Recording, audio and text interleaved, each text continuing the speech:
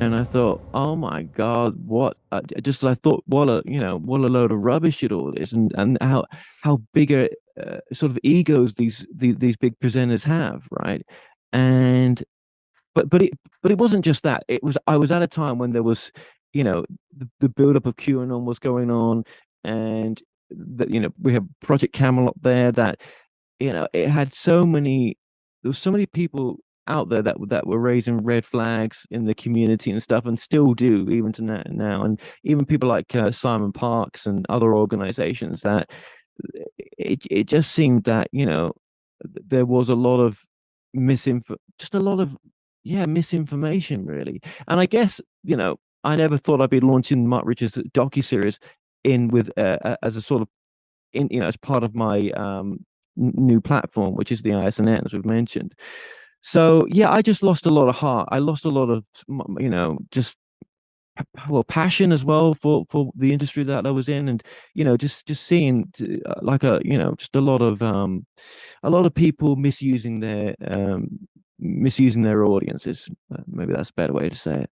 And and then the Mark Richards story landed on my lap, where you know Kerry Cassidy had from Project Camelot, happy, her number one whistleblower, and he still is her number one whistleblower. She released a book not too long ago, which is a good portion of it was based on Mark Richards, or as he goes by Captain Mark Richards, but he's not a captain. And when I had met another person had come my way, we sort of bumped into each other because he contacted me after hearing his name mentioned or him mentioned as a person on an interview that I was doing with Kerry Cassidy. And this guy had approached us to say, look, this guy, Captain Mark Richards, it's all a fraud, don't you? And then I met this guy, and he shared some information, and it sparked my interest big time.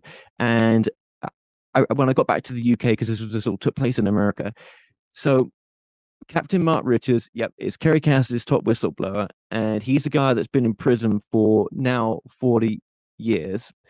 And says he was framed by the deep state for his time that he spent as an astronaut and part of the secret space program. Him and his father worked together in the secret space program. He's, this guy goes by Captain Mark Richards, and he was the intel drops for Kerry. So obviously, when I started looking into the Mark Richards story and realized that this guy had never served in the military, he had committed a murder in 1982, which Kerry and Mark's wife Joanne Richards and anyone that supports Mark Richards, they don't want to talk about the murder. We don't talk about that because it's got nothing to do with what's going on now. Well, it's got everything to do with it, because if he did commit that murder, that was part of organizing a murder back in 1982, how can he be trusted in 2022, right? Well, of course he can't. So 3 4 years later, almost five now, I've been working on this docu series, which is which will expose the truth on, and most people know the truth because I've done a lot of videos on this, but I'm looking at it. It's going to be like a true crime meets the secret space program docu series. So I'm looking at a market, outside of the UFO community, but it will be released for the UFO community as well. But you don't get many true crime meets the secret space program. It's really unusual. And I know that you've done some research on it, and it is, as I said in other interviews, so convoluted to even understand where to start with this. Some people watch this and they'll just switch off because like, I don't understand it. Well, yeah, it's knowing where to start from.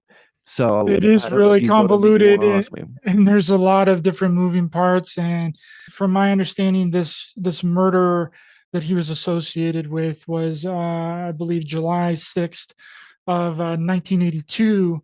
And then when did he start coming out that he was a part of this secret space program and these black budget projects? And how did were you wanting to interview him in the beginning when after you had interviewed Kerry Cassidy, and that's why you were looking into him and researching him, or how did Yeah. that work? Yeah. So he came out in sometime in 2004 when he convinced his wife at the time who had married him just a couple of years before that, or 2002, I think they got married. And don't quote me because obviously in the docu-series all the dates will be correct. And when they first got married, he promised, well, we basically told her that he didn't think he was going to be long and he'll be out. Well, if she'd done a fact check, and he's obviously a life without parole, and he has very little chance of getting out unless he's going to admit to his part in the murder of Richard Baldwin, his good friend, that he orchestrated the murder. He was there when the murder took place. He got a young 17-year-old called Crossan Hoover to stab to death, um, brutally murder with a baseball bat and a knife and a few other tools at Mr. Baldwin's classic car restoration shop in San Rafael in 1982. He convinced Crossy, who had learning difficulties and anger issues, and came from a bit of a difficult upbringing, which will come clear in the docu-series because I've interviewed him for over 3 months, a bit more than that actually. I'll also visit him in prison, and yeah, I basically approached his wife, Joanne Richards, to do a docu series when I'd come away from Kerry Cassidy. I mean, I'm missing chunks out here, but I'd met Kerry Cassidy, realized there was a docu series here, and it wasn't just an interview. And when I approached Joanne Richards in 2018, everything was fine as long as we didn't touch upon the murder.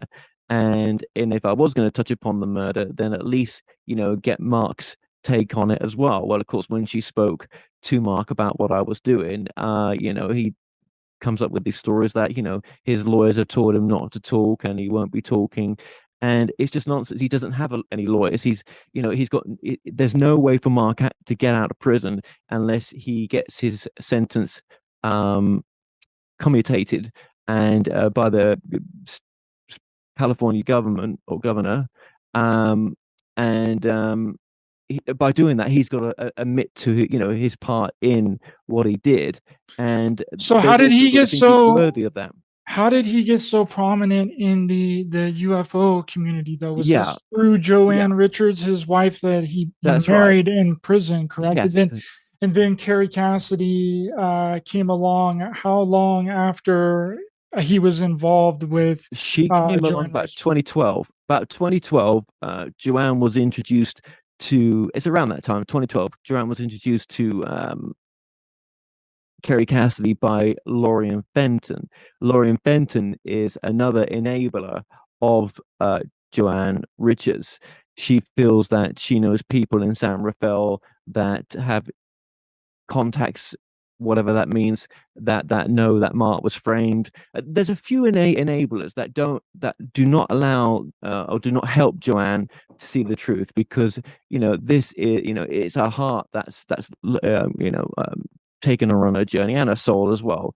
And it's she comes from a Mormon background as well, so the whole UFO side of things in the Mormon religions there as well. So there's many aspects to this, like I said.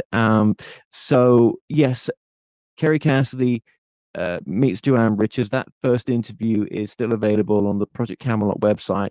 And then after that interview, maybe a year later or whenever it was, then she starts visiting Mark in prison. And as she says, she's not a journalist. Her intuition told her that this man was telling the truth. You can't trust court testimony because it's doctored. And this man is innocent. Well, Mark is a master manipulator, and he's a disease of the mind as well. And when a disease of the mind like Mark Richards gets into vulnerable people's heads, and they see the dollar signs because it's there's a niche in the market for it, then it's a beautiful concoction, and especially it was for Kerry Cassidy. So where she'll stand in all this when the docu-series comes out, I hope it does show some people that were following this story quite big back in the day, that they were, that just because she's got a big platform does not mean that she was telling you the truth, that she would ever. I mean, she told me she would never look into the, she's looked into the murder, but it's not for her to publish or to talk about the opposing opinion.